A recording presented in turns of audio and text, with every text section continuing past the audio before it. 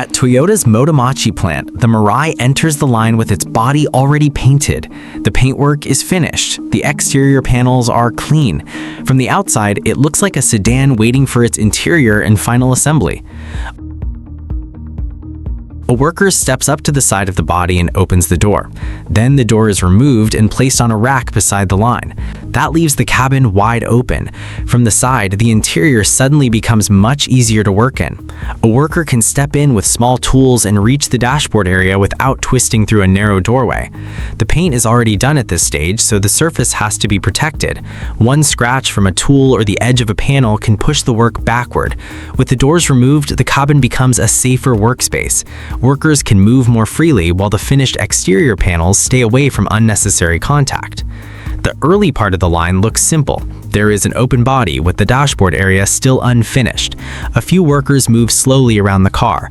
Sometimes one person steps into the cabin, pauses for a moment to check a mounting point, then exits from the other side. The movements are small and ordinary, the kind of factory work that only looks simple because every step has to be done carefully. Motomachi has its own history inside Toyota. This plant once handled assembly work for the Lexus LFA, a low-volume supercar that relied heavily on handwork. With the Mirai, you can still feel some of that influence in the pace of the line. There is more room for checking, especially in areas that will become difficult to reach once the car starts closing up. Between tasks, the workers do not always look busy. Sometimes they're waiting for a tool to finish reading data. Sometimes one person just stands beside the car and studies a panel from a low angle. That rhythm makes the line feel less like a high-speed mass-production conveyor and more like a small production workshop. Early Mirai production moved in low volume. The car travels from one point to the next at a calmer pace. There are pauses between jobs. There are moments when a worker stands next to the body, looks at one joint, and makes sure the position is right before moving on. From the outside, that can look slow. Inside the plant, that is what keeps the process controlled. On a line like this, human hands still matter a lot.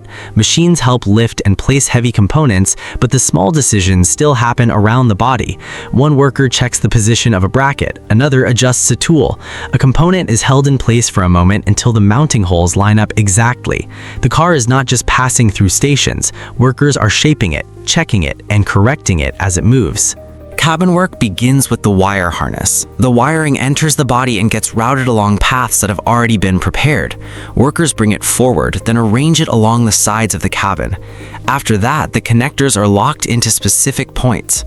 Wiring like this rarely gets attention on camera. It looks ordinary. The colors are not dramatic. And once the car is finished, almost all of it disappears behind panels. While the cabin is still open, the routing has to be right. The wires need a little room to move. Each connector has to seat fully and lock in. Any wiring near heat has to keep the right distance. At this stage, workers can still see everything up close.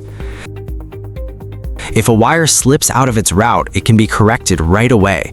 If a connector is not fully seated, it is still easy to reach. Later, once the dashboard and trim go in, a small issue like that can take much longer to fix. Some wires run along the floor, others rise toward the front of the cabin. Small clips hold them in place. Some openings have to be passed through at a certain angle. Workers are not just pulling wires until the ends arrive. They are shaping the route so the wiring does not fold when panels close over it and does not move freely when the car hits rough pavement later. Slowly, the cabin starts to change. Sound insulation is applied in certain areas. The roof lining begins to close up the top. The dashboard structure moves into the front. The empty shell starts to feel like an interior, even before the seats are installed and while some sides remain open.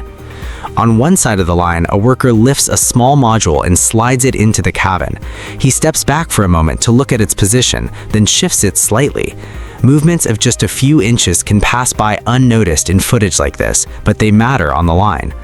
Once the dashboard starts going in, the car changes much faster. The area that used to look like a work frame begins to look familiar, but the order still matters. Some parts have to go in before another panel closes a path. Some connectors have to be tested before access disappears. From underneath the body, a fixture starts carrying the fuel cell stock into position. This unit will use hydrogen and oxygen to generate electricity.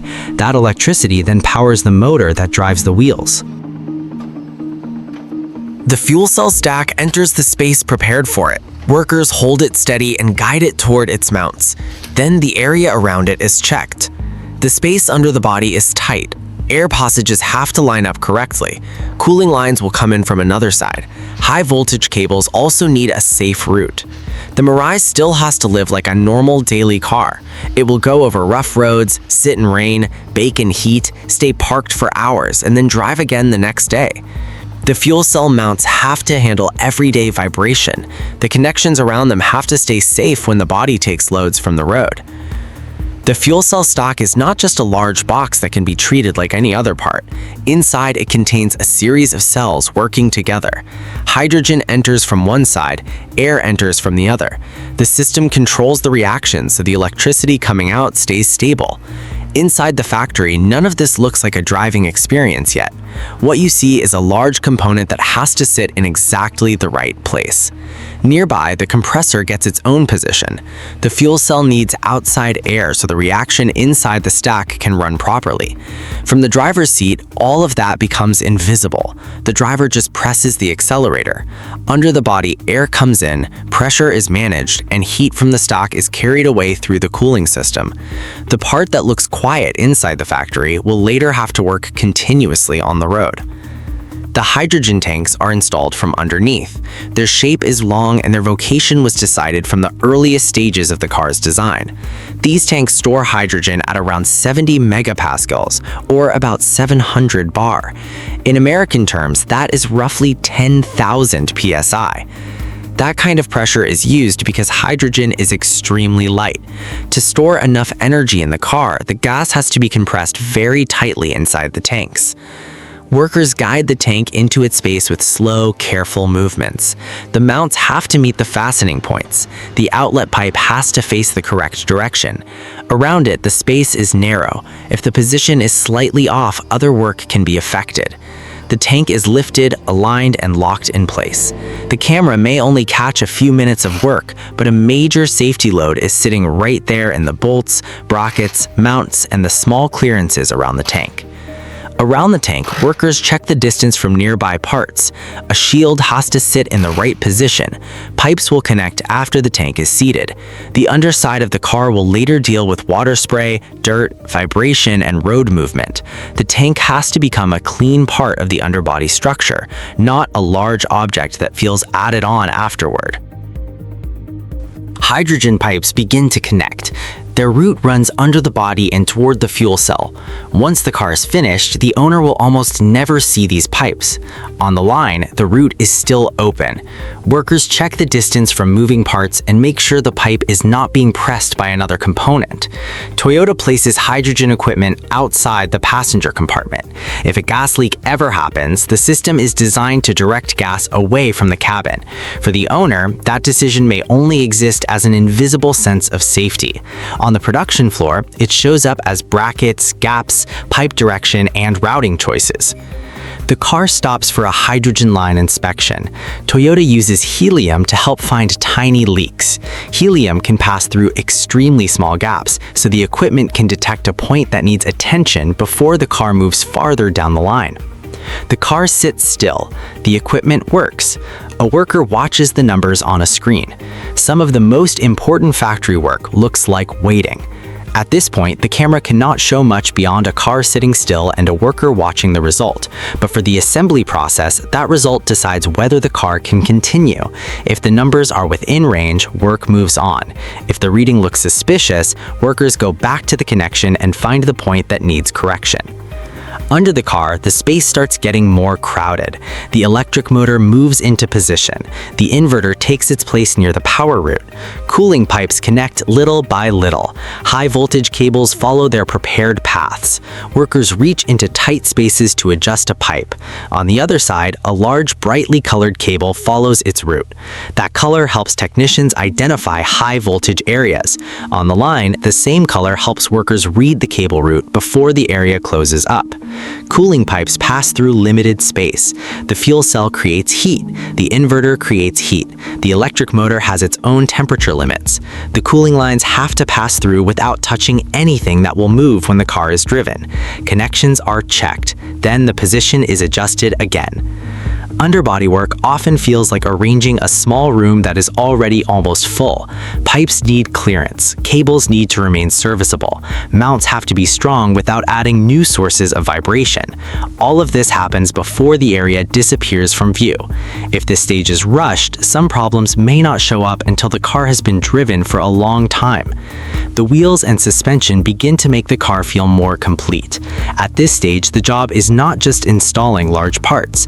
Every fastening point has a required torque. The tool stops when the correct value is reached. A worker checks the area around the mount again, and the car moves slowly to the next stage. Once the underside begins to come together, the car starts to look familiar again. The seats go into the cabin, the steering wheel is installed, the dashboard becomes whole. Interior panels cover the areas that were open earlier. The doors that were stored beside the line are reattached to the body. The change happens quickly.